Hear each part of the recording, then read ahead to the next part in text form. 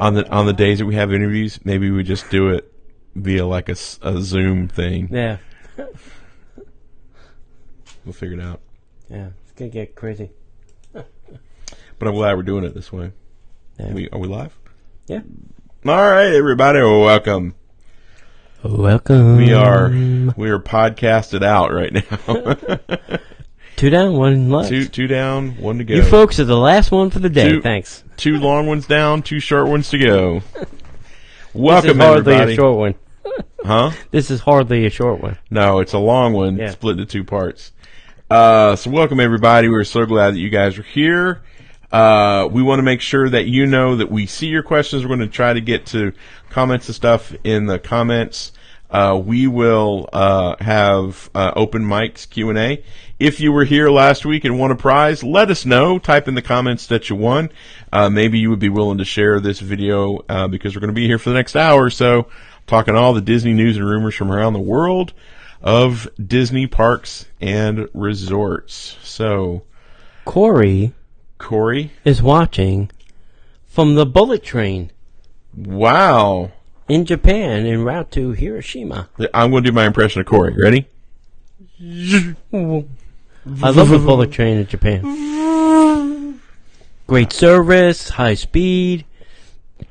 All the things. It's just like the internet that you love, buddy. Yeah. It's high speed happiness.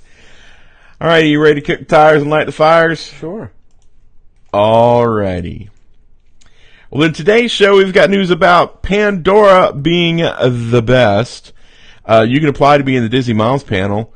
More Artist Point rumors, scary though they may be. Mm-hmm. This week's trivia, and so much more, all in today's Disney Parks podcast. All right, everybody. How you doing, T? Good. Doing good. Had a great week last week. Oh. You had an even better week. So last week was the launch of Magical Dining, and prior to that, Tuesday night, we got to go to Ravello for a sneaky peeky into the dining and the menu. We'll go into that in just a sec. And then Thursday, you got to go back and have a special Inquisitor wine dinner. Inquisitor is the name brand of the wine.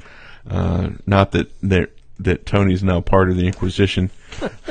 No one expects a Spanish Inquisition. Lauren, the manager's like, maybe you need a special table here. No kidding. I said, yeah. I said, if you I'm can down. make that happen. Hey, don't have to give me a table. Just give me a room. Yeah. I said, yeah. I said, if you make a table, I'll come. I'll come more often than I come now. Yeah. So really quick. Sure. Let's recap dinner at Ravello, the sneak peek for the Magical Dining. In a word, Food was great. phenomenal. Yep. Food was amazing. Drinks were great. Yep. As I said, they kick it up a notch. They go above and beyond what's required. Yep. And then kick it out of the ballpark Yep. so that nobody can get near it. Chef Fabrizio and his team, again, killing it. Killing it. Yeah. If you want to see the entire menu and some picky picks, you can go to www.parkhoppers.com. You can also go to Tony Disney by the Numbers. I don't have anything there. Okay. Dining at Disney. Dining at Disney. You can go check that out. Or Orlando Like a Local. Orlando Like a Local. We'll talk more about that in a second. And you can go check that out. In fact, I was on the podcast for Dining at Disney that she did. We talked all about Ravello's. Yep. I did the blog post for them. So you did the blog post. You can go check Tony's blog, my podcast. You can go to Park Hoppers and you can see pictures and stuff. It was an incredible night. Here's the thing. Magical Dining happens only once a it's the Thank water. God. Once a year here in Orlando, and it's $35 per person for a 3-course price fixed meal. It's the water. Yeah. I drink water, and it's every time we have the Italian sandwich. I got to order something different next time. But at Ravello, it's not just 3 courses. They give you add-on supplements. They give you an add-on dessert supplement. An add-on meal. An add-on course. They've added on special prices for a red, a white, and a sparkling wine imported from Italy. bottles of wine, not like a glass of wine. Not a glass. You can get a bottle of wine for what you could normally get like a couple of nice glasses of wine. Well, this would be really good wine at $45 a glass. Yeah, it'd be really, really good. But it's a tremendous evening. It was a lot of fun. And plus I got to go with my best friend Tony. That's always a thrilling moment when Mr. Casanova walks in and everybody jumps to their feet. But I'll have you know, good sir, that Ab, our waiter Ab, was like, "Oh, hey, good to see you, pal." For our listener Jen, who came over from California and got to go, he was our waiter that night. He remembers you. He wanted to say a special hello to you. So that's kind of cool. So just amazing. We are going back, Tony's third trip in 2 weeks, when Magical Dining starts officially this Saturday. Right. We're going there, and then we're going to STK, Disney Springs. We're kicking it off. That's right. We actually technically kicked it off last night. That's true. It's a preview week, so we went to Reunion Resort. It's a resort that's off property. Champions Gate. Yeah, it's Champions Gate, and it was at the 11 Rooftop Bar and Grill. It was good. Food was good. It was not like Ravello right home about. Yeah. It was good. I'm not gonna lie. Had a great time. Service was good, but the thing that set this place off was the view. We went outside, and we were on the 11th floor. And at one point, we saw all 3 fireworks shows at one time. Oh, wow. That's great. It was awesome. That's great. And it was really cool. It was just a really nice resort. It had like the marble in the floor like they have at the Grand Floridian, minus the Tinkerbell and designs, but it was the same design. Mm-hmm. So it was really cool. It was a really cool experience. I had fun last night. It was really great. So anything else you do at Disney this weekend other than wrecked it like Ralph? No, I think that's it. That's all I did. I mean, it was a busy weekend, and we ate and stuff. We got a busy weekend next weekend, so that's going to be a lot of fun. So I guess there's really nothing else we can do but get into the news. And hey, we want to let you know we have a brand new sponsor just for the news. We have our great show sponsor, which is DreamsByDesignTravel.com. We love those guys. But we have a news sponsor, and when you dig a little deeper, you'll find out who really is. So wink, wink, nudge, nudge. Our sponsor is OrlandoLikeALocal.com.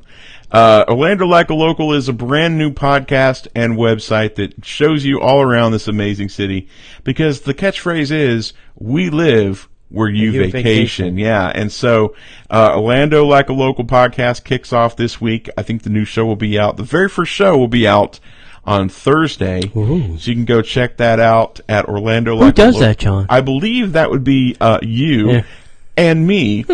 And you can catch that over at Facebook.com/Orlando Like a Local.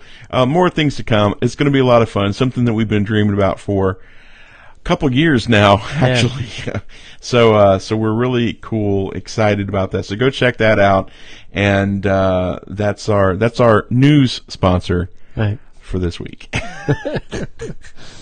right. So Disney invests in employees' futures with an unprecedented education program, to which the Disney, workers said, marketing people. We'd rather have a pay increase. Yeah. Disney Aspire, which launched earlier, is the most comprehensive program of its kind, offering hourly employees a wide array of disciplines and diplomas with tuition paid up front. That is the key part of this whole thing. And they're covering the cost of books as well. And any lab fees. Wow. So, for an hourly employee. Yep. In January of this year, Disney Chairman and CEO Bob Iger announced an initial $50 million investment, which is basically, a couple days' salary for him. One day, take at the park. In a new and ongoing educational initiative aimed specifically at the Walt Disney Company's hourly workforce. Quote, I have always believed that education is the key to opportunity, It opens doors and creates new possibilities, said Mr. Iger. For more than 80,000 hourly cast members and employees of the Walt Disney Company in the United States, those doors unlock now with the launch of Disney Aspire, a groundbreaking education program for hourly employees in the U.S., which 2 sentences written by someone in their press department which say the exact same thing. He goes on, Jane Parker says, I am particularly proud that Disney is embarking in this historic launch. Jane is the Senior Vice President and Chief HR Officer for the Walt Disney Company, who discusses this new potentially life-changing program for hourly workers. Now, do you know anything? Do they have to be there for a certain amount of time? Yeah, they didn't mention any of that. Starbucks has got a good tuition program too, but I don't think they're paying for it up front. I think you have to pay for it out of your pocket, which is tough. Yeah, and get reimbursed. And it's not covering books, it's not covering lab fees and all those other things that are extra on top of that. Disney's paying for all of that. This is really it really is unprecedented. Right.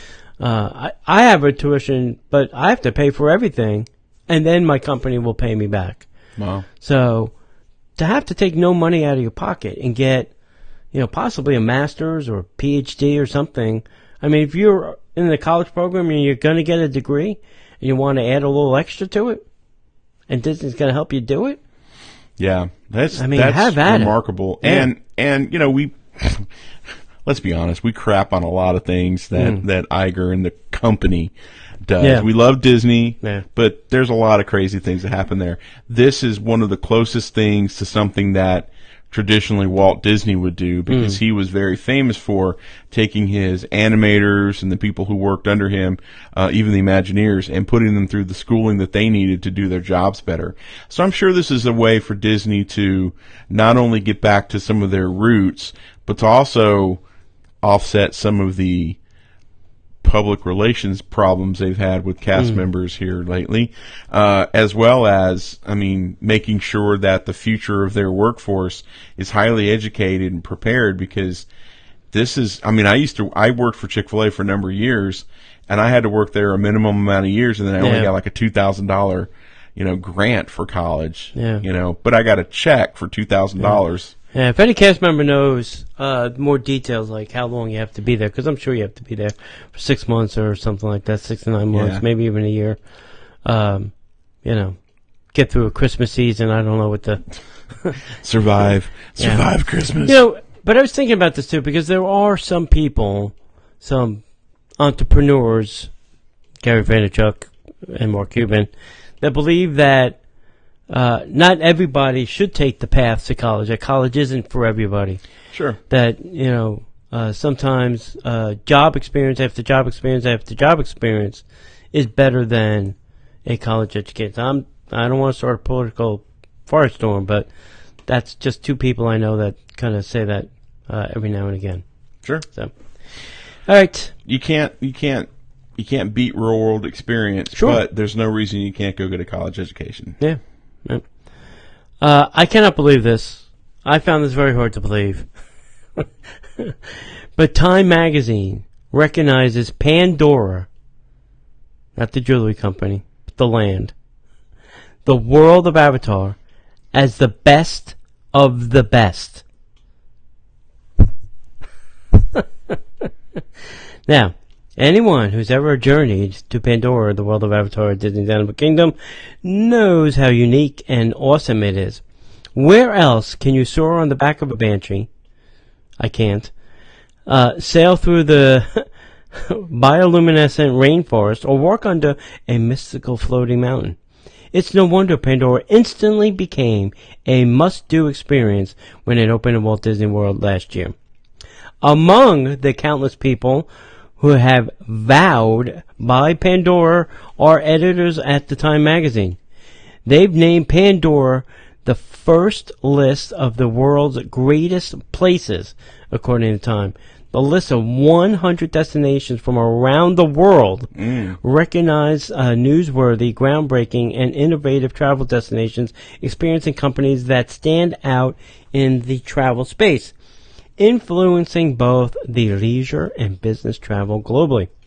This truly captures the best of the best from among more than 1,200 editor and expert nominations from around the world.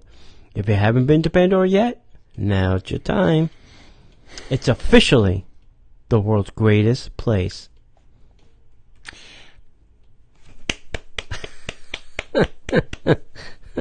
Kudos.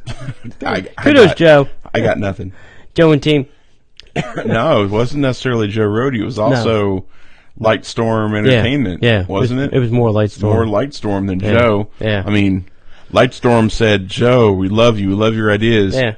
But that Yeti, though. Yeah. And Joe was like, Right. But he went, yeah, but, Aulani. And they went, but that Yeti, though. And he went, no, I'm kidding. This is great. I've heard everybody that's ridden, Flight of the Banshee. It's their favorite ride. I see if I'm going to take a run at it in January. It's, for my annual visits. Yeah, I'm not saying that it's not a great ride. I'm just saying it's 2 attractions and a self-serve and a pop-up bar thing that serves like 3 things. Mm-hmm.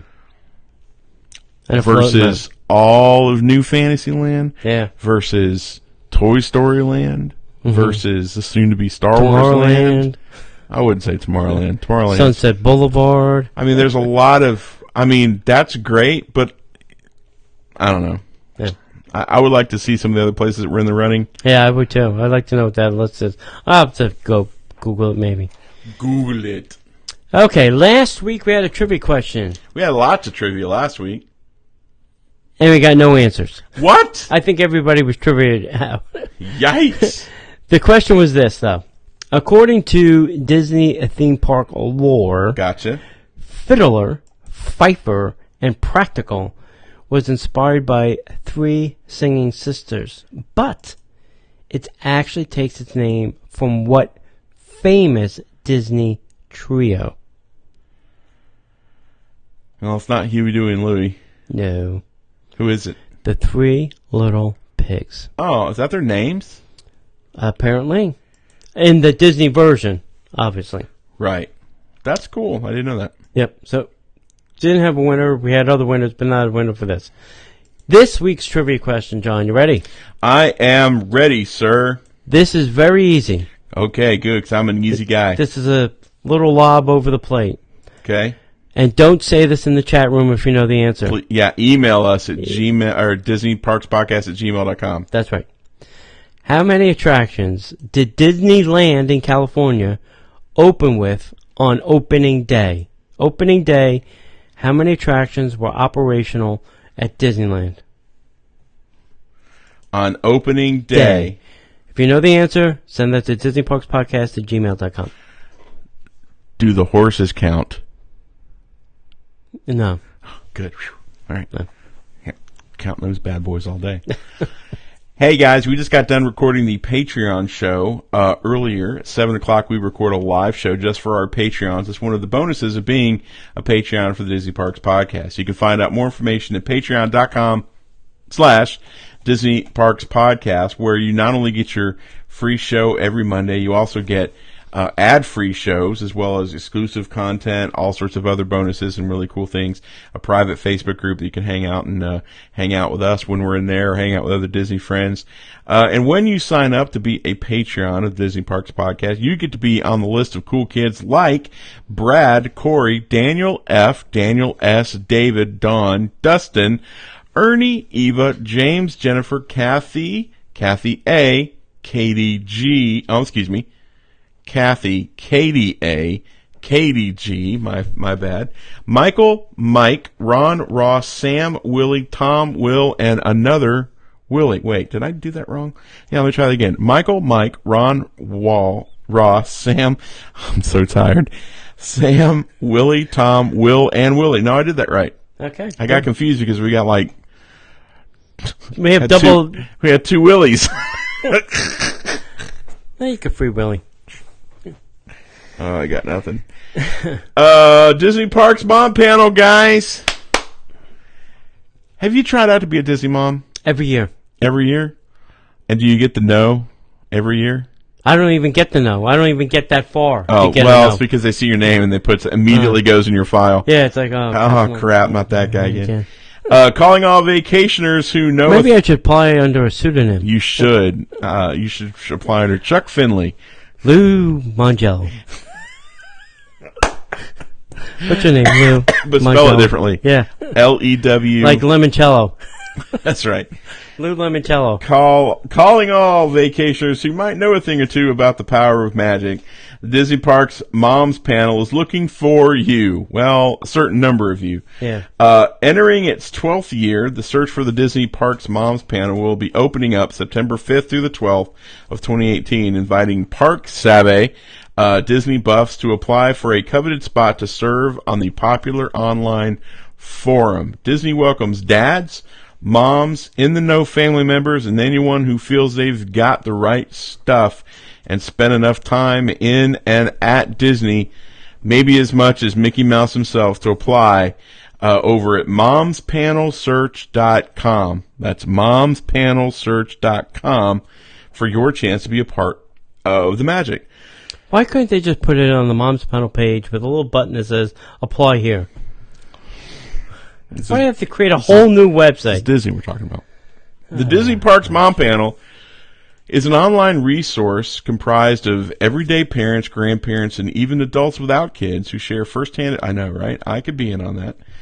Who share firsthand advice with those planning a Disney vacation while offering personal guidance on any and all topics surrounding Disneyland Resort, Walt Disney World Resort, Disney Cruise Line, Disney Vacation Club, and beyond. New this year, the Disney Parks Mom Panel will be more accessible than ever with answers optimized for search engines and more assistant devices.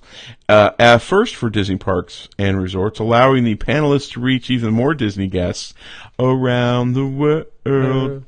How to apply? Glad you asked. Applications for the 2019 Disney Parks Mom Panel will be accepted from noon Eastern Daylight Time on Wednesday, September 5th, 2018 through noon Eastern Daylight Time on Wednesday, September 12th. To apply, visit www.momspanelsearch.com. Momspanelsearch.com. The application process includes a series of short answer questions, a brief video submission, a phone interview over 3 rounds. Holy crap. I've never made it past the first one. Sad, buddy. The 2019... I'm a 12-year loser. The 2019... No, 11. This is the 12th year. Okay. The 2019 Disney Moms...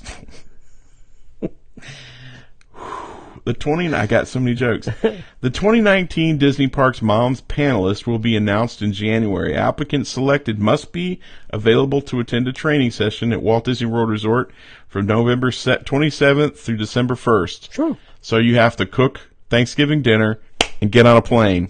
I'm right here. Panelists are selected based on their wealth. Mm-hmm. Of Disney knowledge, as well as their ability to communicate authentic answers to those seeking assistance for their upcoming trips. Well, I'm going to make it 12 years of being a loser. You're not a loser, Tony. They just didn't choose you. Donna says she was a semifinalist, and Pollyanna says she was got past the first round. Do we have somebody in the group named Pollyanna? Yeah. That's awesome. Yeah.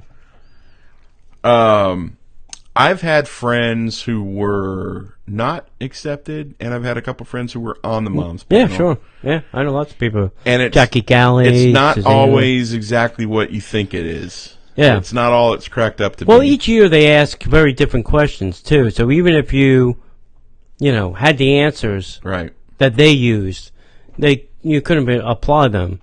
Sure, yeah. No, I'm not talking about I'm talking about the actual being on the Moms Panel. Yeah. It's not exactly what everybody expects. It's not very glamorous. It's not a glamorous gig. It's not free theme park tickets for life. No. Not at all.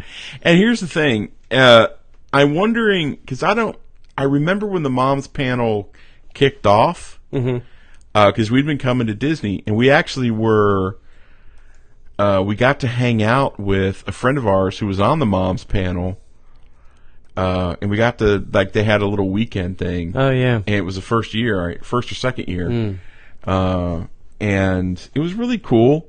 but it was one of those things where when you go to the mom's panel questions and the things they put in like the blog and it's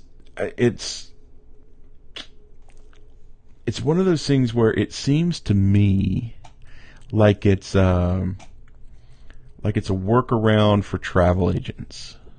You think? Well, I mean, they're asking questions that, and the reason I pay attention to it because for a long time I was a marketing director for a travel agency, and a lot of the questions were questions that I was helping the agents answer. And I'm like, well, So is this one of those things? And I'm sure there's a lot of reasons for it because Disney corporate can't be the end all cure all for all of. Disney corporate is not going to do a park map on how to get to the bathrooms the fastest from Frontierland. Right. But it's one of those things where it's like, if you're a really good travel agent, you should be able to answer most of these questions, or figure out how to get it pretty quick. Right. And I just thought it was an interesting coincidence that this was happening at this time when Disney and their travel providers have always had a very interesting relationship. But that's my point of view. I think you should go check out the Disney Moms panel. Yeah.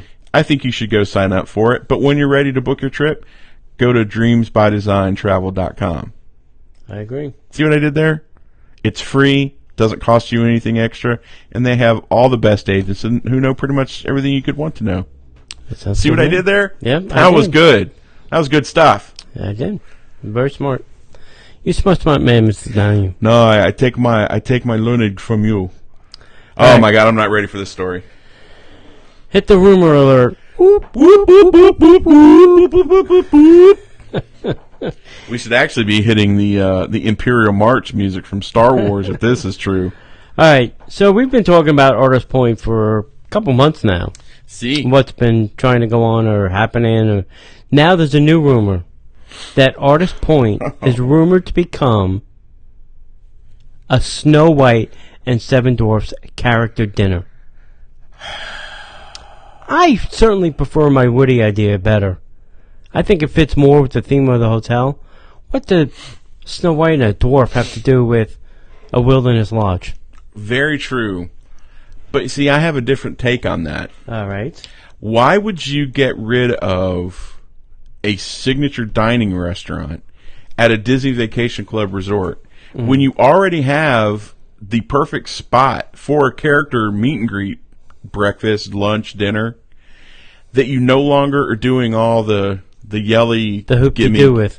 The yelling and the get me catch-ups of it all. Yeah. Why not put them there? And then you can keep Artist Point and just make it keep it as a fine dining place because that resort's not going to have any fine dining, and you've got DVC people staying right there unless they're building a restaurant that we don't know about. Yeah, I don't know.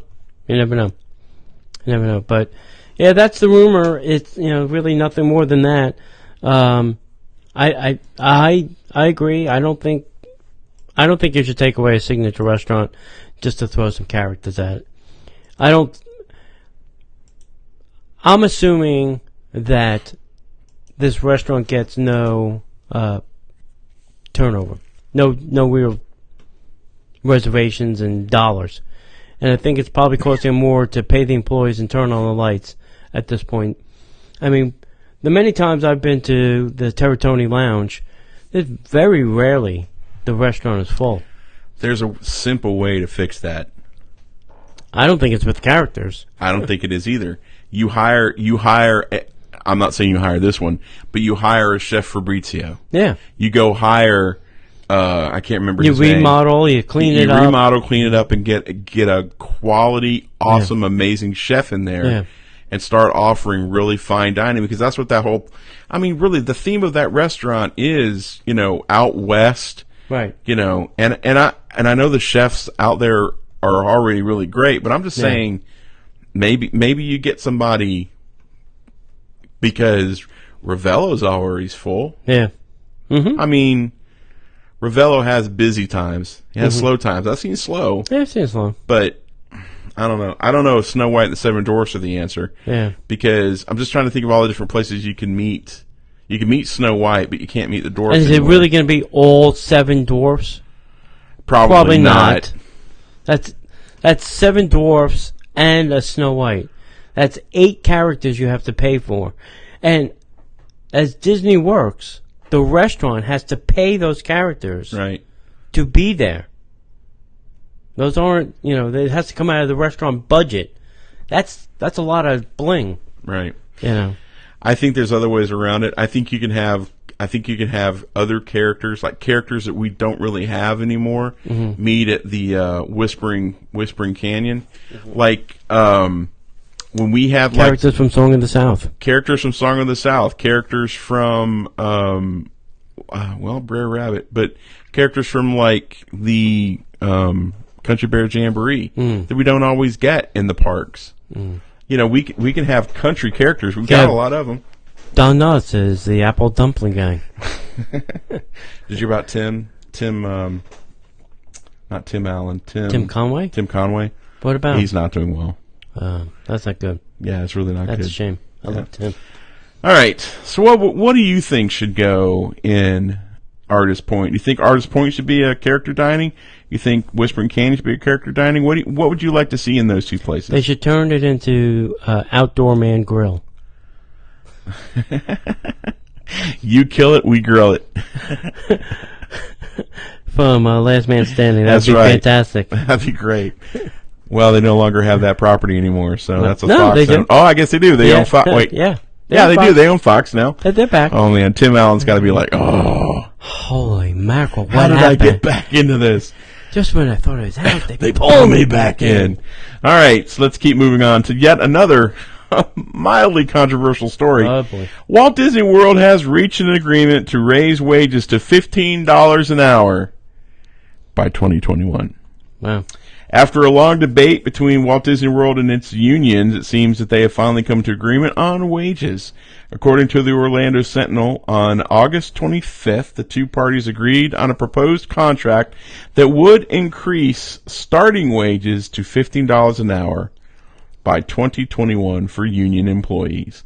If the proposed contract is approved in a vote on September 5th and 6th, then the incremental raises will steadily increase from $10 per hour to $11 this December, then to $13 next September, $14 in October of 2020, and ultimately $15 in October of 2021.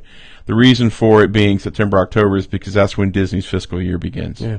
Not a and lot of people know that. interestingly, that will almost be double minimum wage in Florida. Yes. By that time. Good job, unions. Yeah. In addition to the incremental raise, the union employees will also receive the $1,000 bonus that was promised to 125,000 Disney cast members and employees in January, but then was later denied to union workers as it was used as a bargaining chip in these negotiations. Bad form, Disney. You would think, for all the crap that Trump takes, this would have been one of those times where Donald caught up and says, Bob, how you doing? I gave that $1,000 to auto workers. This is a huge mistake. No, you say it. The huge mistake. But no, he did not.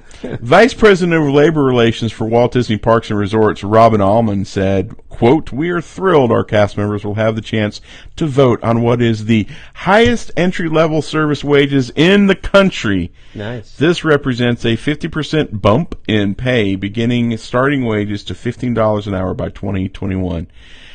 So this begs a couple of questions, and the first question is not going to be a pleasant one. And I know we all come to Disney Parks Podcast, we want to hear about the fun new rides and attractions and food and stuff. Are the quality of our cast members, and I love every one of them, but I've had a lot of grumpy cast members lately, and I can't blame it all on this. I can't blame it all on this. Yeah. Because some of them are That's kids. a good majority of this. But a lot of them are kids. Yeah. Well, is this gonna make them happier employees? You have sectors of the grumpiness. The international college program kids. This doesn't affect them. They don't get paid anyway, or they get paid and then the money gets taken away because they have to pay rent. The college program kids, same problem with them. And then you have the regular, normal hourly wage. And I think those are the people that are the most disgruntled. that are typically the maddest at humanity coming to the parks. So, that's just my opinion. Yeah, no worries. Okay, so Disneyland Halloween treats and sweets are coming soon. It's the season of treats and sweets. 'Tis the season for sweets and treats. The Disney Parks blog just revealed a long list of these Halloween-themed treats that will be available at the Disneyland Resort between September 7th and October 31st. That's a nice, good 2 months That's a long time to get your Halloween treat on. Because I'm long, and I'm strong, and about to get my treats on. Sorry. These Halloween-inspired treats will be spread across the Disneyland Resort property, obviously. This way you can spread your money across the Disneyland property. Truth. The theme parks, the resorts, the hotels, downtown Disney will all have their own special Halloween offerings. Yay. The candy corn cotton candy. I've got to try some of this.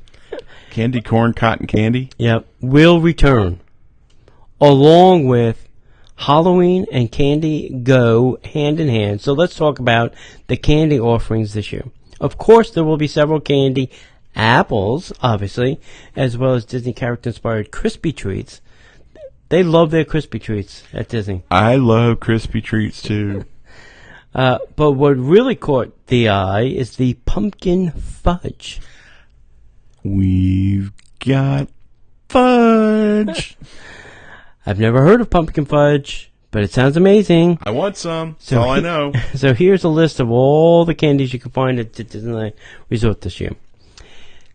Mini Witch apple. Nice. A Jack Skellington apple. Mm-hmm. A Skull apple. Mm-hmm. A Evil Queen apple. A Jack Skellington cake pop. A Bat cake pop. Mickey Mouse Mummy Crispy Treat. That sounds cute. The Oogie Boogie Crispy Treat. The Maleficent Crispy Treat. And the Mummy Marshmallow. And the Pumpkin Fudge. The pumpkin fudge. That's a pretty good list of treats. Yeah, almost makes you want to grab a plane and go out there. I'd like to see what they're going to do for Christmas. It starts with the candy cane there. Oh, yeah. Well, it'd be the candy cane cotton candy.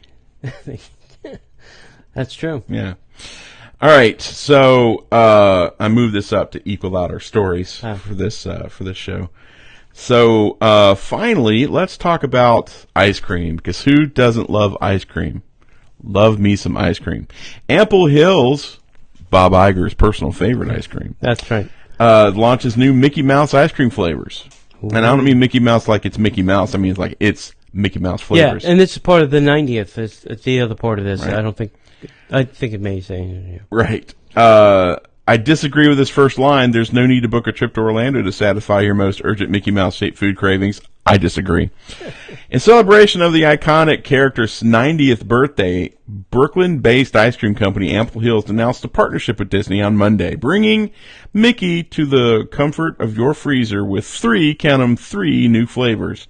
The pints, dubbed the Mickey Mouse Collection, represent the transformation of the character, originally named Steamboat Willie, in an animated short that debuted in 1928. Now, were they trying to say that his original name was Steamboat Willie? And then it was Mickey Mouse? So. That's how that reads to me, which is not true. Right. Weird. Each is studded with Mickey-shaped chunks that have their own distinct flavor. The Triple Chocolate Surprise is a tribute to Steamboat Willie's black and white days, made with chocolate malted ice cream and mixed with chocolate fudge and dark chocolate buttercream frosting. The Mickey-shaped pieces are made of white chocolate and even more fudge. In the confetti celebration pint, Mickey takes the form of white chocolate candies filled with lemon cream, surrounded by sweet ice cream, rainbow confetti cake bites, and yellow buttercream frosting. The flavor is meant to be a, quote, celebration of the first magical moments, end quote, according to a press release, honoring the 1958 iteration of Mickey when he first donned his starry sorcerer's hat, bested a broom, and enchanted audiences with the debut of Disney Magic. Whoever wrote this press release does not know Disney.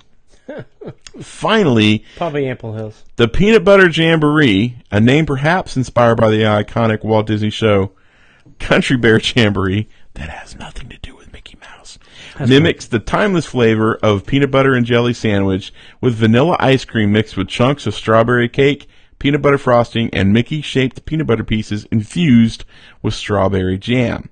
The new pints are now available for pre-order on the company's website and will be available for purchase in Ample Hills stores and select Whole Foods specialty retail locations. If they make these things available at the Ample Hills down here on the boardwalk, I'm there. I bet it'll come around. Let's hope so. Yeah, I think it will.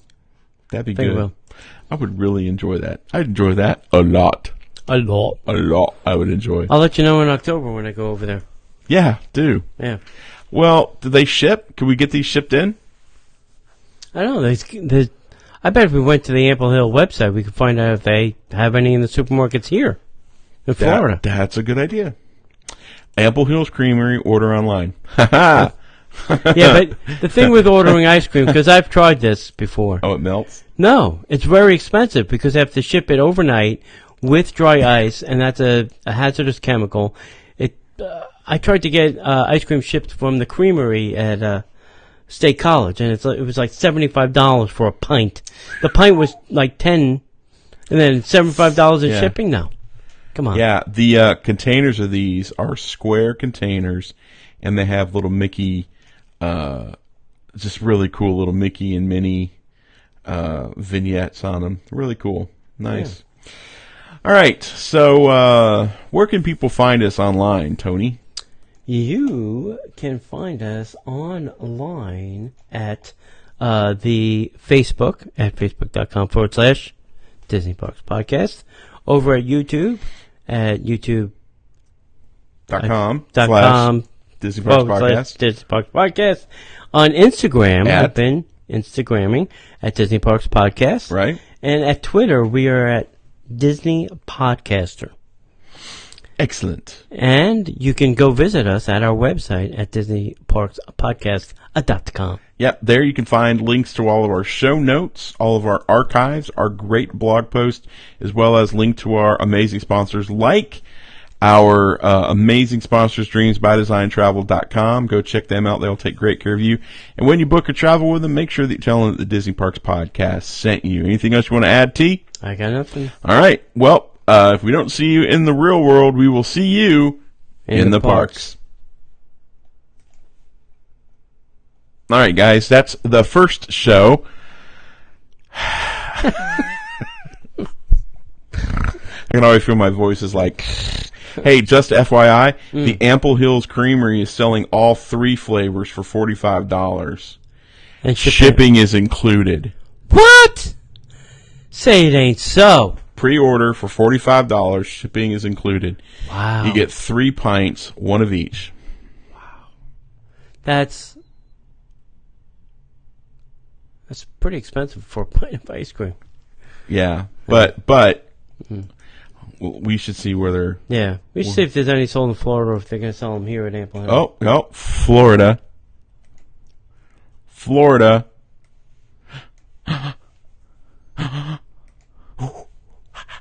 Kissimmee, Orlando, anybody? Boardwalk. See? There you go. Boardwalk. One location, Boardwalk. There you go. That's all we need. That's all we need to know. Now I know what I'm doing. Know what I'm doing when it comes out. When I come to the boardwalk. That's right. In October. So my Facebook page is just refreshing. So, how's everybody doing in the chat room? We have another 30-minute show that we're going to do real quick. 30 minutes or so. Donna is in. Donna. Mm-hmm. Donna's in here. Jen's in there. Jamie's in there. Jennifer. Now Tony is going. Yeah, Tony's going to want to ship, and John wants some too.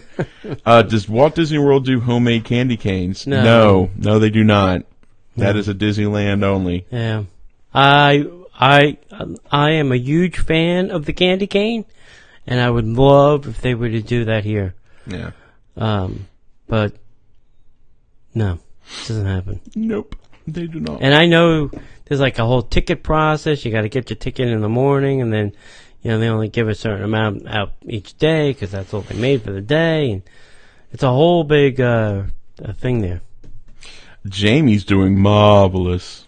I don't know why they don't do it here at Walt Disney World. Yeah, I don't know. It's weird. Yeah, Facebook is acting weird. Facebook's been acting weird for me for about 3 weeks. I think Zuckerberg's monkeying around with the stuff in here. So, all right, ready to do the second show? Sure. Oh, whoops. All right, here we go. In today's show, we've got news about yet more plastic reduction, a new D23 event. You can tap to enter your room and dates for podcast meetups and so much more. Oh, I'm sorry. Let me try that again. Commas. Yeah. Commas. Sorry. Comma usage, brother. College degree, my butt. In today's show, we have news about more plastic reduction at Disney, a new D23 event. You can now tap to enter your room. I'd tap that. Dates for podcast meetups, and so much more, all in today's Disney Parks podcast. Well, hello, everybody. How you doing? Excellent. Excellent. Excellent, Smithers. Excellent. So as we record this is show for the day. This is technically show 3, but we split it into 2, so it's show 4.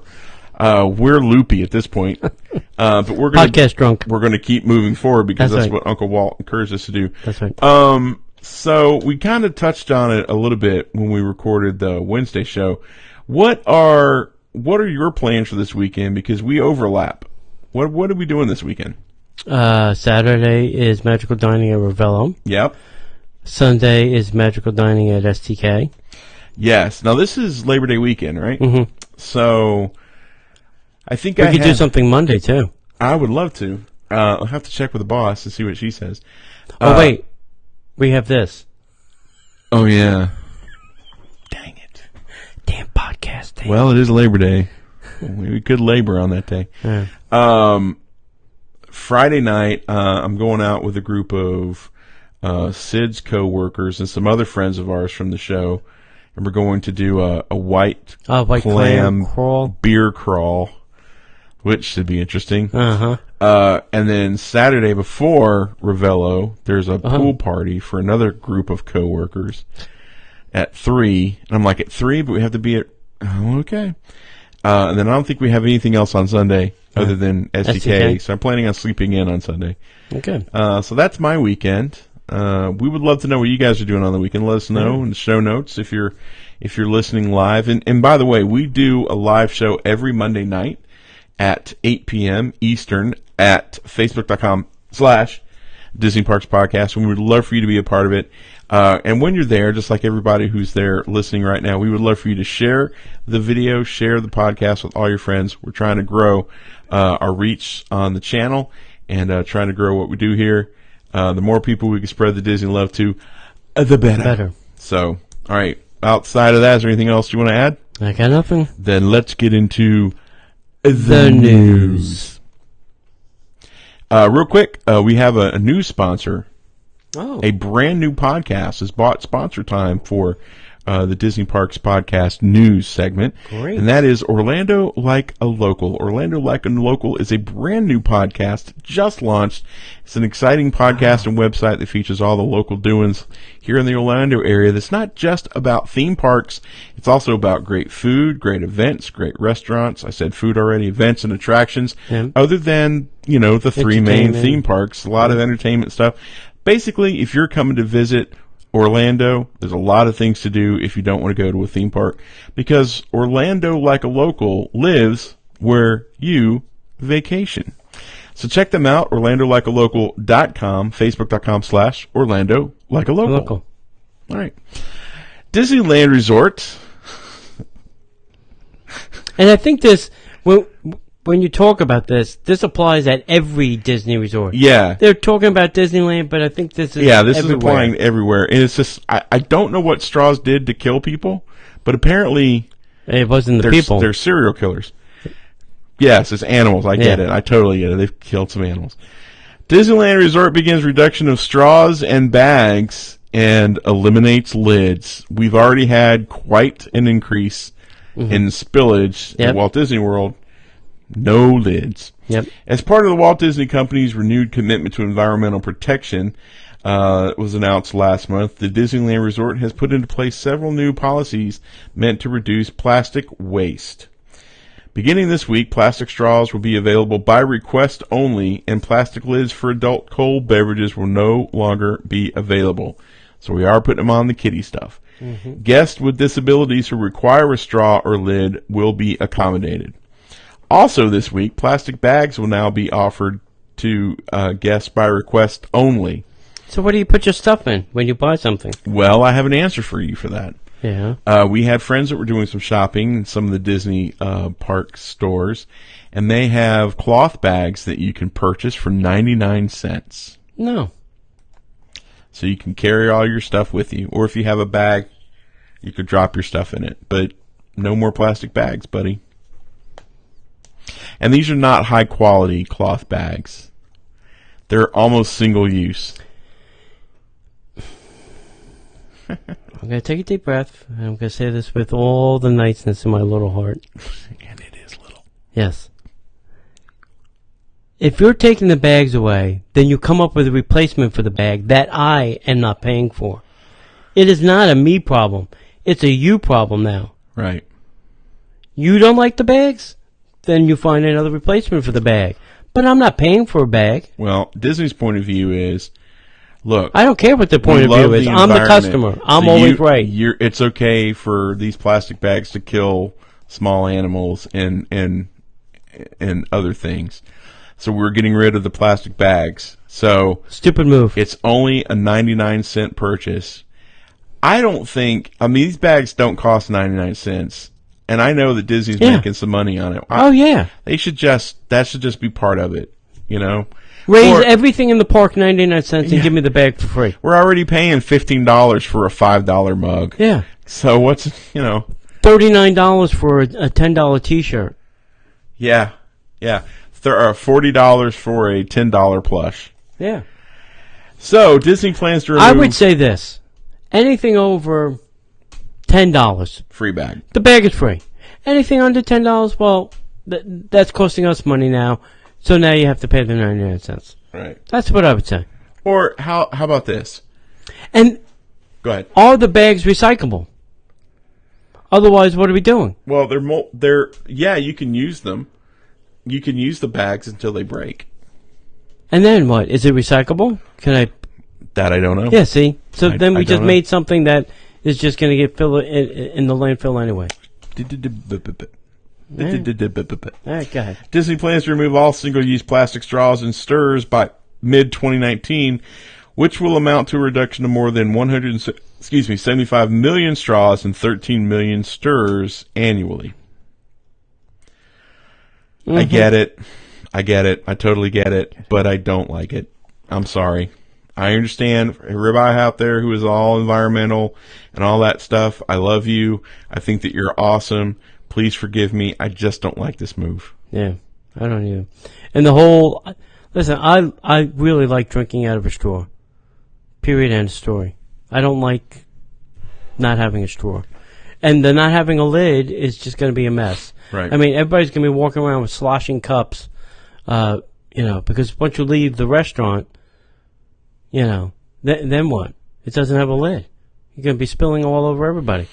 Yeah. It's just going to be an ugly mess. One of our California chat roomers said the plastic ban will eventually be countrywide. Yeah. Because in California, they're so used to paying for their bags. If they don't bring their own, the plastic ban will eventually be countrywide. Now, I heard you can request a lid and a straw for medical reasons. So... I'm just going to come up with a medical reason. One of our chat roomers said have a heart share with a stranger. Yeah. You can buy straws too. Mm-hmm. Yeah, I'm sure they'll be selling them. They've been selling them. Yeah. But the funny thing about the straws that they're selling, guess what they come wrapped in? Plastic. Plastic. Yeah. See, that's what I'm saying. They're just all right. Let's go on because I could talk about that all night long until the plastic comes back. It's on you, Batman. All right, September 15th, just around the corner, we are going to the Grand Floridian Meinzer's Lounge, and we are going to meet at 7 p.m. for some cocktails and drinks and whatever you want to do. Hanging you out. don't have to drink. If you want to drink, you can drink. You don't want to drink, Don't have to drink. you don't have to drink. Just come hang out. Have a Just good come time. out, hang out. Chill out. Sometimes we Order- throw out stuff. Order some snacky snacks. Yeah, they got food up there now. They do. It's great. Yeah, they got a nice charcuterie. Yep, had that the other day. We still have this undetermined thing in October. We know, we'll let you know. We've got a pretty good idea. We're just waiting for all the Yeah. pieces to fall into place. Yeah. Then November 3rd, we're going to the boardwalk. Maybe we get some Mickey ice cream. Yeah, buddy. And last but not least, mark your calendars, circle it, highlight it, mark it, date it. You want to come. The December 8th Christmas call starting at the Outer Rim at the Contemporary at 7 p.m. So we go all around the monorail drinking our way. Well, yeah, all right. Yeah, a good majority is drinking. Some are drinking, some are not. I will be in the Caribbean. We get back on Sunday. I'm very upset by this. But them's the breaks. Yeah, I don't know if we can move it later. I may not be here. No, you won't be here. Yeah. So, yeah, we'll do And if we move it before, you won't be here. Right. So, Oh, well. don't forget that you can listen to this podcast on your Amazon Echo and your Dot, or even your Google Home. Just tell the device to play the Disney Parks Podcast. Don't forget to go visit our store, the DisneyParksPodcast.com/shop. We have some things there, John. Yeah, we've got some cool up? mugs. Yep. Yeah, we got some All right. cool mugs. We We're got up some and logo running. wear, as well as we're adding some previously. We had some previous items that we're replicating. Mm-hmm. The store is growing each week. We're adding more and more stuff, so we're growing it. Yeah, there we go. Good stuff. Good stuff. Yep.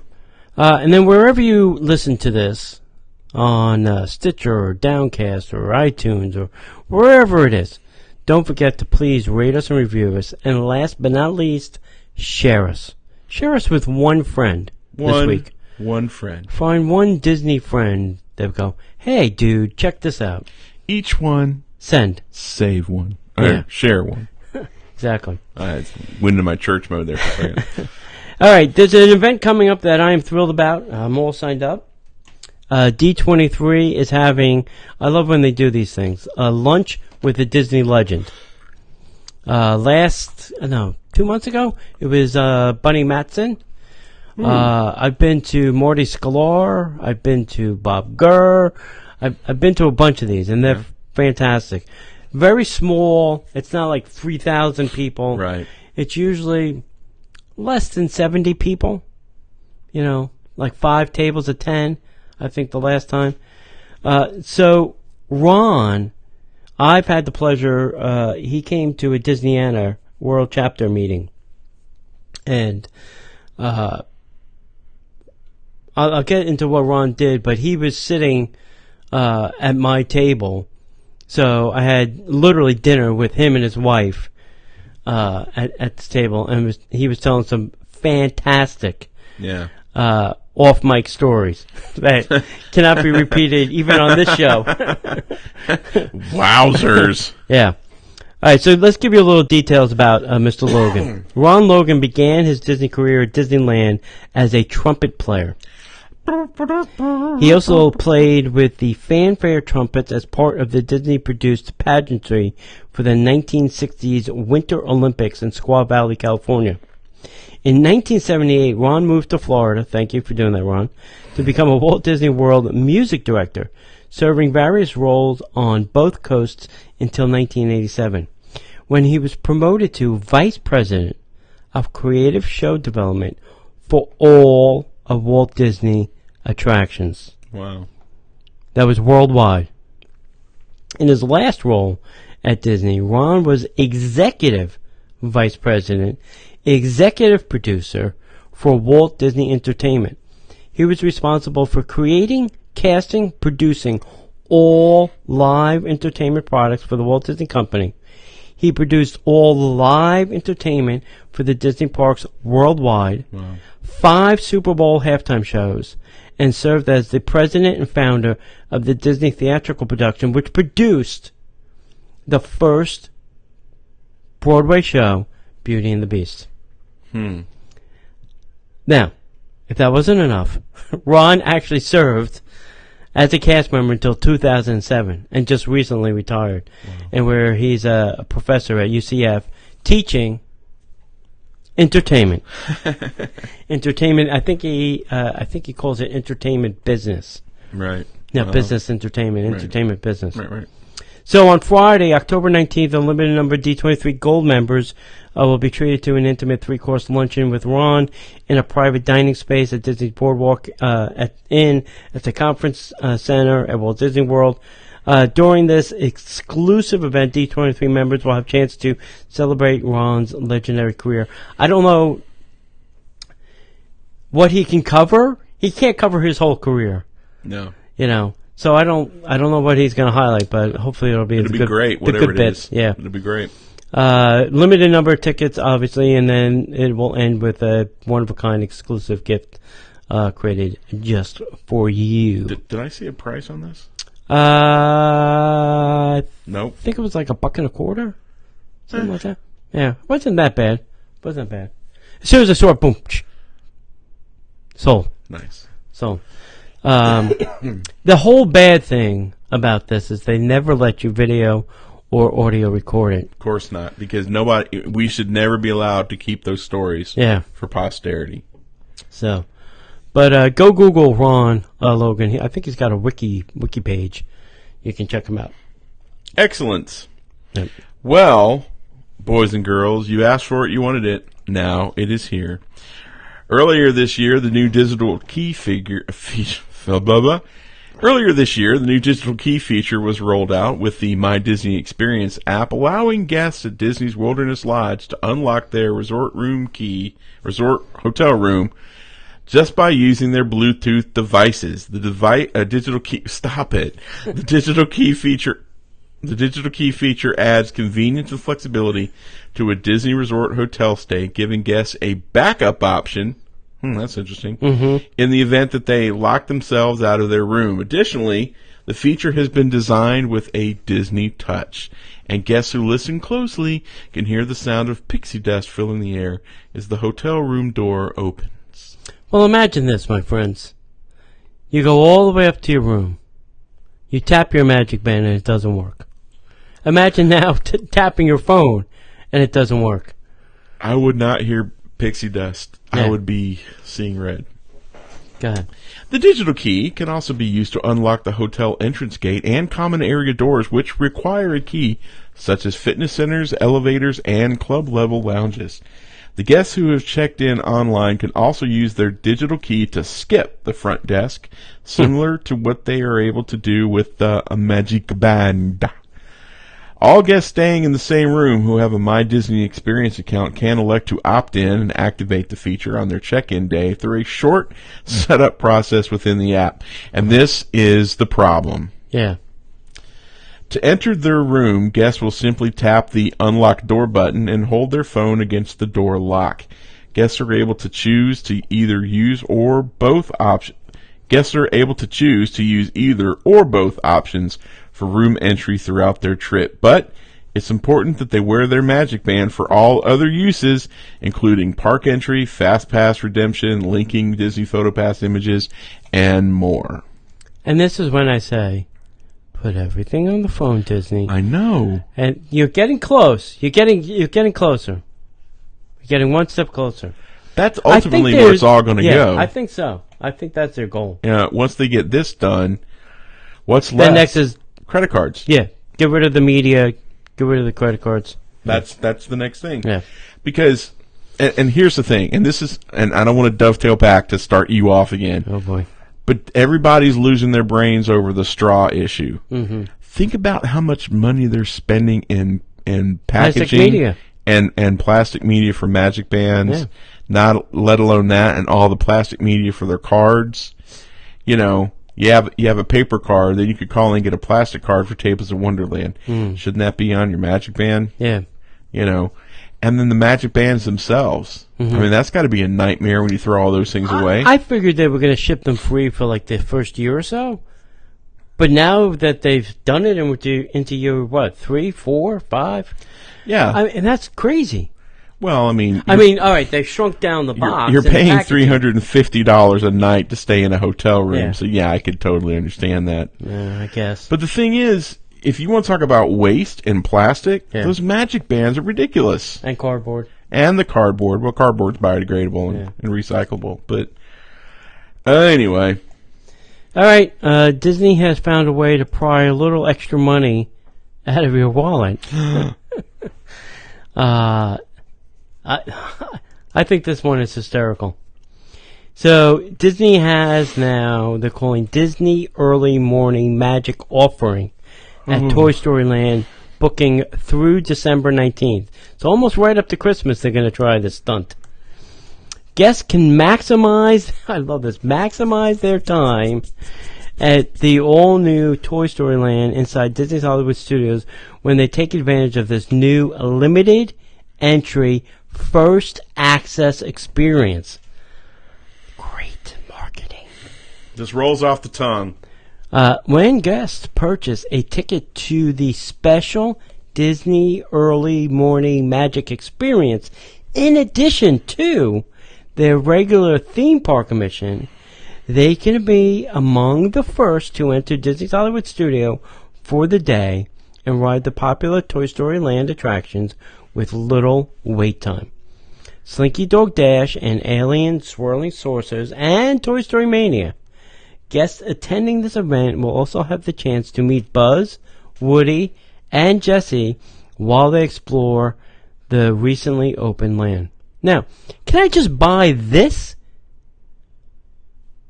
I mean, I'm a pass holder. Can I buy this? I don't know. Anyway, breakfast is included in this event ticket price and features a continental buffet with yogurt, fruit, pastries, assorted cereals, as well as the choice of a main dish like avocado toast or fried chicken.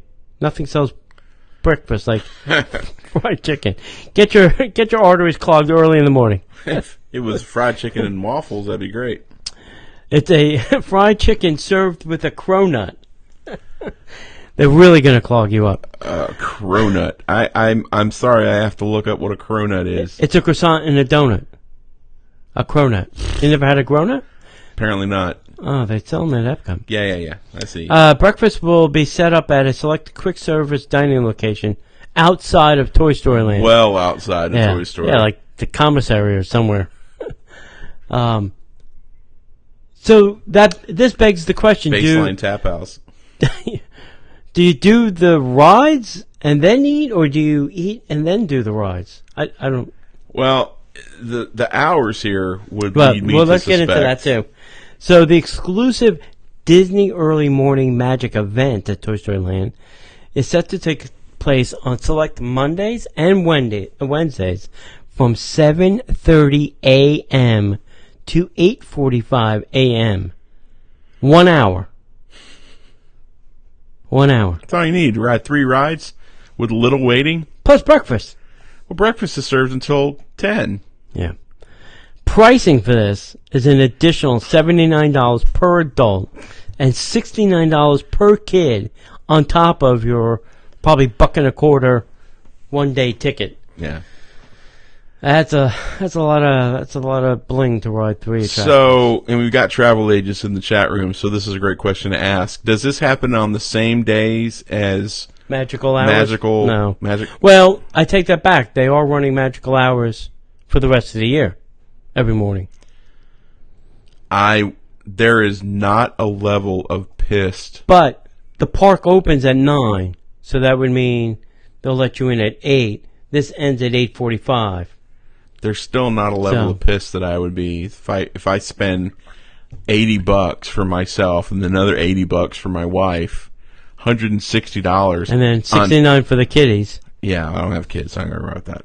But to be able to go do this, and then I have to wait there, and the entire hour is spent waiting in line because A, nobody's going to ride the attractions just once. No. And then I'm going to be on Slinky Dog and say, I'm staying until 8:45. And then extra magic. Yeah, and they're going to be like, yeah, do you see that line, Joker? I don't care. Yeah, you might. And then extra magic hours, people comes in and the wait time goes up and be like, and then you get there to the breakfast. I've seen their continental breakfast. It's not worth $70-$80. Yeah, no. I'm sorry. Avocado toast for $80? Fried chicken and a cronut. For $80? They got cereal. For $80? I know, right? I know. And this is one of those things where on the surface level it looks like a great thing that Disney's doing to kind of help alleviate some of the crazy, but on the other end it's just like looks like a cash grab. It's just me. All right, moving on. Disney World salons add Disney Couture character makeovers for all ages. Hey, it's been a trend ever since the idea. I'm gonna go get one. Huh? I'm gonna go get one. Oh, please be Snow White. Yeah, please be Snow White. Of course. It's been a trend ever since the idea of Disney bounding took off. Disney fans of all ages were going to the parks dressed as their favorite Disney characters with inspired outfits and often with character-inspired makeup. To boot. As the trend grew, the salons at Walt Disney World found themselves taking requests for more and more elaborate character makeovers from guests who wanted that special Disney look for a day in the park, or perhaps even a big event like a wedding. New character couture makeover packages make this a permanent offering in the Disney salon menu. From Ursula and Ariel to Cinderella and Maleficent, you can now indulge in an array of custom character-inspired makeovers at salons across Walt Disney World Resort. Disney's new character couture packages offer sophisticated hairstyles as well as detailed makeup and nail designs inspired by your favorite Disney characters. Makeovers are available for guests ages 4 and up, so no longer is Bippity Boppity Boutique just for the kids. Now, we've got it for the adults. Now you really won't get a reservation. Because you know what happens when Bippity Boppity Boutique kids grow up? This is what happens when Bippity Boppity Boutique kids grow up. And with a little pixie dust, style options are limitless at a Disney salon. An out-of-this-world galactic transformation inspired by Star Wars? You got it. A regal style befitting a Disney princess? Done. A spooky yet glamorous look inspired by a Disney villain? Absolutely. A frumpy old dude that looks like Big Al from Big Al's Toy Barn? You got it. Oh, wait. Sorry, that's just Tony. Packages and locations. You know I love you, right? Mm-hmm. Packages and locations are available. Let's see. Services are available at salons at select Walt Disney World resorts. I am sick of their nomenclature. Yeah. Walt Disney Resort hotels, including Ivy Trellis at the Grand Floridian Resort and Spa, La Vida Salon at Disney's Coronado Springs Resort, and Salon by the Springs at Disney's Wilderness Lodge. You know, that former bar. The Trout Bar. The Trout Pass Bar. I wonder if they got the fish smell out. Experiencing a character couture makeover can be a fun day out for best friends, a great way to get I'm sure it would not take a day for this to happen. No. Trust me on that. A great way to get dolled up before a birthday or anniversary celebration, or a unique way to express a guest's individual style while on vacation. Again, always assuming that people who are doing this are on vacation. Right. Packages start at just $50 for kids. Very reasonable. Mm-hmm. And $75 for adults. That's reasonable. And go up to $150 for the full couture makeover. I thought this was even more expensive when you threw in the costume bit. I don't know if the costumes are part of it. Yeah. This is just hair, makeup, and nails. Yeah. Appointments are strongly recommended. To make a reservation, guests can call, and these are different numbers now, 407-WDW-SPAS or 407-939-7727. This is kind of a, we rag on it, but it's a cool thing. Yeah. If you got the money and you just really want that. Well, they were doing the pirate thing for adult guys and girls. Yeah. If they wanted to be pirates. So now they're just expanding it to now princesses.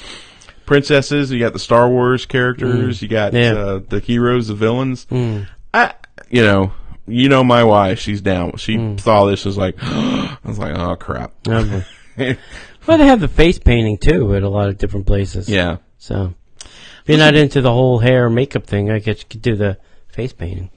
Sure. You've got the best costume all around. You're Big Al. Alrighty. Alright, so Disney leaked, I don't think it was really leaked. They put out a survey, which may give us new details about Epcot's next big attraction. When Epcot's new Ratatouille opens ahead of the 50th anniversary, it will be built from scratch ride in the World Showcase. It's been more than 3 decades, and this will be the first new attraction in World Showcase. 30 years. Yeah. Because Frozen was really just a rehab of something that's been there. Yeah, Maelstrom. Yep. And then they've redone the boat ride in Mexico. Right. And then... But nothing's new. This will be the first new thing. At the back of the current France Pavilion, the 3D trackless Ratatouille ride will be part of a small addition that will include a Parisian-style covered outdoor queue, a build-your-own crepe station, and a standalone restroom. Great. The new guest pathway along the side of the current pavilion will funnel guests to this new area. Although the ride itself is believed to be nearly identical to the Ratatouille attraction in Walt Disney Studios Park in Paris, there are still some numerous other details yet confirmed regarding the upcoming attraction. A newly leaked survey gives us some hints about some of the biggest still unanswered aspects. Despite most of the current offerings within the French Pavilion at Epcot having French names, Disney looks to be moving ahead with using an English name for this new attraction. Well, isn't Ratatouille French? I guess. I don't know. Mm-hmm. Len Testa, founder of Touring Plans, which we're going to get on the show next month, so stay tuned for that, recently posted a screenshot of what he claims is a Disney survey regarding 12 possible names for the ride. The 12 names are really 6, with each having chef as an added or removed. Okay? Okay. Here are the names. Ratatouille, Remy's Crazy Kitchen Adventure. Nice. Ratatouille, Chef Remy's Crazy Kitchen Adventure. Ratatouille. That's going to get old. Remy's Culinary Adventure. Ratatouille, Chef Remy's Culinary Adventure. Ratatouille, Remy's Culinary Chase. Ratatouille, Chef Remy's Culinary Chase. Wow. Ratatouille, Remy's Dinner Dash. Ratatouille, Chef Remy's Dinner Dash. Ratatouille, Remy's Kitchen Chase. Ratatouille, Chef Remy's Kitchen Chase. Ratatouille, Remy's Mealtime Madness. And then Ratatouille, Chef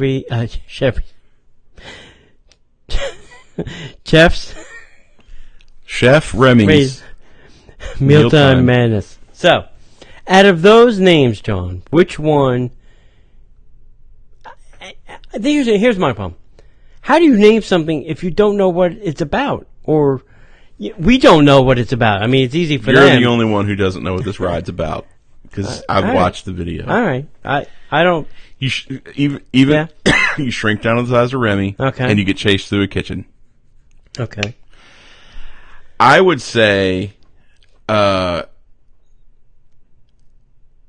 Remy's Culinary Adventure or Remy's Dinner Dash. Okay. He's not referred to as Chef Remy. Mm-hmm. He's Remy. Yeah. Either way, it's going to be called Ratatouille. We're not going to call it. It's just like. Well, yeah. Look, it's like Expedition Everest: Journey to the Forbidden Mountain. Right. We're talking about the tagline.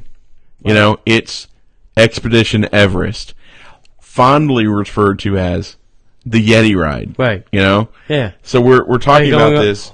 You either say the Yeti ride or Everest. Yeah, you going on Everest? Yeah. What Everest? What Expedition Everest? Yeah. What? Expedition Everest, Yeah. Journey to the Forbidden Mountain? That doesn't help, ever. No. So that's really what we're talking about. I think Remy's Kitchen Chase is okay. Remy's Dinner Dash makes a lot of sense. Right. Remy's Mealtime Madness. Which one do you like? Not knowing anything about it, I would go with, I like Remy's Crazy Kitchen Adventure. Sounds if good. it's going to happen in a kitchen. That seems to be fitting then. No, the reason I'm laughing is somebody in the chat room said, "Could you repeat this, please?" Sure. No, Yeah, no, we he can do can't. No, he can't. No, Ratatouille. you're done. You are off. No, he can't. No, he cannot. Gosh. Uh, And it's something short, something like Remy's Dinner Dash. yeah, something cute, simple. Because you're not going to say it anyway, but right. I don't want the added pressure. Why are we bothering with all this? This is just nuts. Everybody's just going to say Ratatouille. yeah. Are you going to Ratatouille? You ride No, Ratatouille or not? Yeah. So, All right. For those of you who have been under a rock for the last several weeks, Mickey Mouse is turning 90 wow. in November. And he doesn't look like a day over 10. He looks great. You look great, Mickey. Bob. So you can celebrate Mickey Mouse's birthday at this pop-up exhibition in NYC. Mickey looks great. The most iconic rodent in history, not Remy, or Chef Remy for that matter. We'll be celebrating this significant milestone with a brand new show entitled Mickey, the True Original Exhibition, opening on November 8th in New York City. It's a great real-world reminder of Walt Disney's famous, "I only hope that we never lose sight of one thing, that it was all started by a mouse. After my rabbit got stolen." That's the second part of the quote that we never talk about. Mickey Mouse Exhibition is a 16,000 square foot interactive experience that will feature a wide array of artwork from a collection of famous and up-and-coming artists, all inspired by Mickey being a, quote, true original and one of the world's most, if not the most, recognizable faces. The exhibit will touch upon his humble beginnings as Steamboat Willie in his Technicolor shorts to his impact on today. Famous Mouse moments will be reimagined in what promises to be a seriously delightful look at Mickey Mouse. Mickey the True Original Exhibition will include giant multimedia art installations, photo-worthy experiences, read selfies, and various surprises that you'll have to wait until November to hear about. They're all designed to capture the timeless joy that Mickey has effortlessly maintained over the past 90 years. The Mickey Fest will open at 60 10th Avenue in New York City on November 8th, 2018, and will run until February 10th of 2019. Tickets are available for a mere $38 per person, and that's a discount at twice the price. Yeah. I'm going. Are you? You're going to go when you're up there? Yeah. I'm going to go when I'm up Well, there if for you go, Christmas. get me something and bring Yeah. it back. I mean, Yeah. Cool. I'm excited. I already looked where this is. Like Chelsea, it's out on the Lower East Side. So, sweet. yeah. It wouldn't let me buy tickets yet. So I guess when it gets a little bit closer to November, I guess maybe they'll let me sell tickets. All right. This last bit here is a little disturbing, a little sad. Yeah, it's really sad. I don't know actually. why. There's no rhyme or reason to this. But Sammy Duval's Water Sports is to close this week with no more parasailing, tubing, or water skiing at Walt Disney World Resort. Located in the marine area of the Disney's Contemporary Resort, Sammy Duval's has kept the original vision of water recreation on Bay Lake alive at Walt Disney World, but this is coming to an end. Sammy Duval's Water Sports Center will close forever on August 31st, 2018, bringing to an end the offerings of parasailing, tubing, wakeboarding, water skiing at the Vacation Kingdom. Sammy Duval's also offered personal watercraft rentals, but those are still available departing from other areas, like the Poly or the Grand Floridian. So, why are they closing this? I have no idea. Is the water that bad? No, because they're still doing it at the Poly and the Grand Flow. Well, that's just boats. I'm talking about Yeah. like the sailing, Yeah, I don't parasailing, or tubing. I Yeah, mean, that water's got to be pretty bad. yeah, maybe they don't want people getting it sucked into their nose or face or anything. Why is the water so bad there? Doesn't it? Because they don't recirculate. They have like no aeration. It's really a stagnant retention pond. You know. And those boats are constantly pumping gas and stuff oil and stuff in there. Wow. Yeah. So it's pretty crazy. Yeah. So we don't know if there's going to be a third party or if it's going to open at some other time. Maybe it's going down for a hard rehab. Maybe they want to reevaluate it, make the area different. I don't know. So nobody knows what we don't know. It's been nice, Sammy Duvall. Yeah. Hopefully we'll see you again. That is one of my guilty pleasures that I like to do, is rent a boat and go out on Bay Lake. Because you get Bay Lake and Seven Seas Lagoon. Right. You get both. Yeah. You're talking the bigger boats. Yeah, I like the pontoon boat. Yeah. I don't want to do the little mouse boat. I don't think I could get in a mouse boat. It's okay.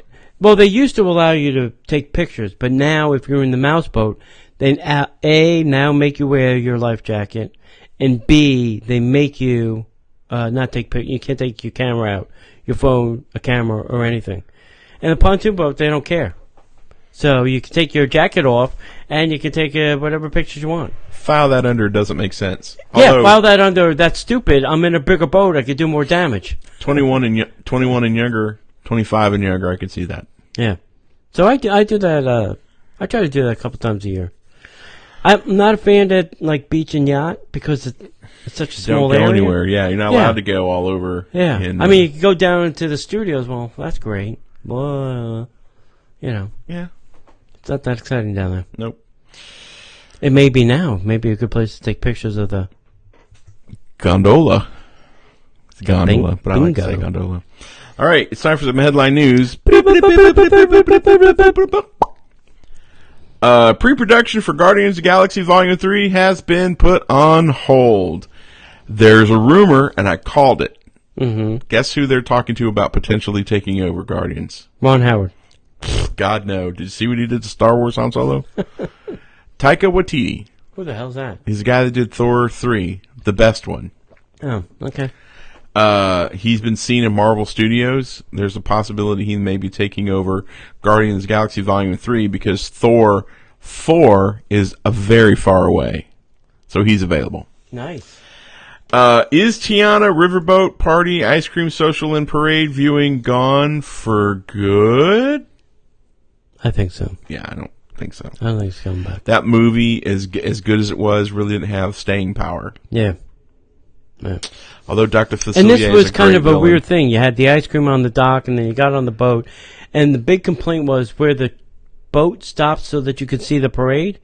There was all trees, so you couldn't see anything. Right. So they tried to trim them back, but it still wasn't enough. Yeah. Right. Short of taking them down. Right. What you're not gonna do. We've talked about this. I guess we talked about it. Yeah. 4R Cantina Barbacoa food truck is now serving at Disney Springs. I'm gonna have to go check that one out. Finally, and that's happening in between the World of Disney and Ghirardelli Chocolate. Oh, it's not in the other place. I'm pretty sure that's where we said it was. Where's the other place? Down at the food court? Down where the other food trucks are. No, it's not. Oh, really? It's near the World of Disney. Wow. Holy crap. A body was found in a burning car near Disney Fantasia Golf Course? Yes. In the parking lot? No, in the road. Really? Yeah. Was it an Uber driver who burst into flames? I don't know. Because it gets pretty hot in those cars. I'm just saying. I don't mean to make light of somebody dying. There were no details. That was the headline. That's scary. Yeah. Speaking of, the Walt Disney World Swan will be seeing a pretty massive refurbishment to its lobby. Much needed. Yes. Walt Disney World counter service restaurants we've already talked about that, are removing their drink lids. New logo for Disney's Caribbean Beach Resort has been released. I've not seen it yet. Is it okay? Yeah. They modernized it. It took a little bit of the nauticalness from it. Yeah. We've been talking about Disney streaming service for Ever. Yeah, and we have not known the name until now. Mm-hmm. Stupid. It's not the best. No. It's not the best. It's called Disney Play. Isn't that the name of the stupid app they just gave us? I don't know. Is it? Mm-hmm. Disney Play? Mm-hmm. Oh, so they're already laying the groundwork. Mm-hmm. So this is what they're going to use to go at Netflix. They couldn't come up with a really cool, like, Disney Flicks. Yeah, and here was one thing, too, I read about this. There were going to be no R-rated movies on the service. And that includes any of their Touchstone or... Miramax? None. I'm not going to be able to see Jay and Silent Bob? No R-rated movies on the platform. Oh, well. Now, that's stupid. Just put them in a channel called the Adult Channel, and you pay extra for it. Extra $4 a month or whatever. I don't know. Why do you have to punish everybody for that? They're trying to make it family friendly. And the other thing is... I agree. If they do that, that guarantees that Password protected, lock it down. None of the Netflix Marvel will ever be on that. No. They said that we're not. Any of the Marvel content currently on Netflix will stay on Netflix. Yeah, because they can't have... Yeah. I mean, they drop the N-word 100 times an episode. I don't think that's family friendly. Yeah. Huh. That's interesting. Yeah. Well. So, I think this is really just going after kids, teens, tweens. That doesn't bode well for us. And adults that, like... don't want to be offended. Yeah. That's not going to bode well for us. Don't want violent stuff. That's not going to bode well for the classic Disney stuff because they're gearing towards kids. Well, I mean, it's all under R. Yeah, but it's I mean, the Apple Dumpling Gang is rated G. Yeah, but... Escape from Witch Mountain is rated G. But no kid's going to sit and watch that because the effects are horrible. And the story's not great. Well, You know what I'm saying? You know what I'm saying? Love them. I do love them as well. But I'm not saying that they're Jaws. That's what I'm saying. They need to silo this stuff, Yeah. If you were born in the... if you watched Disney Channel in the 70s, watch this.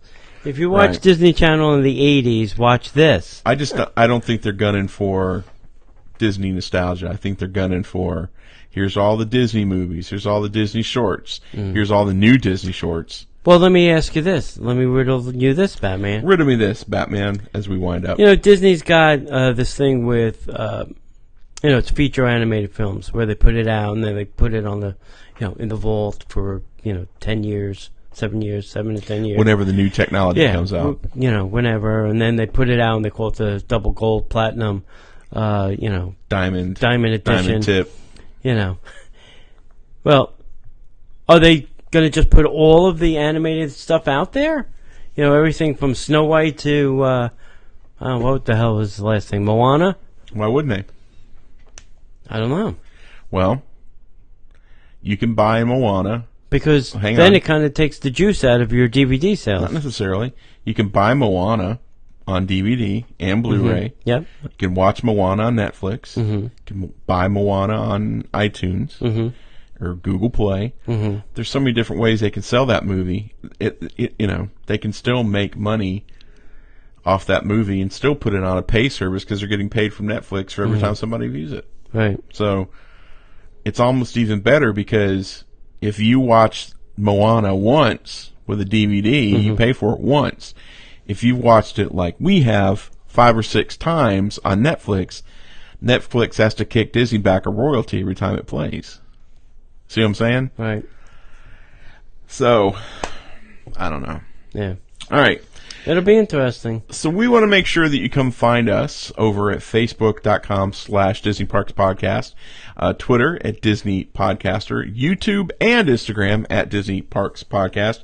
You can also find us at DisneyParksPodcast.com, where you can find all of our show archives, as well as our blog posts, links to our amazing sponsors like DreamsByDesignTravel.com. Make sure you check out our newest podcast, OrlandoLikeALocal.com, Facebook.com/OrlandoLikeALocal. Had to get that in there. And other than that, my friends, if we don't see you online, we will see you in the parks.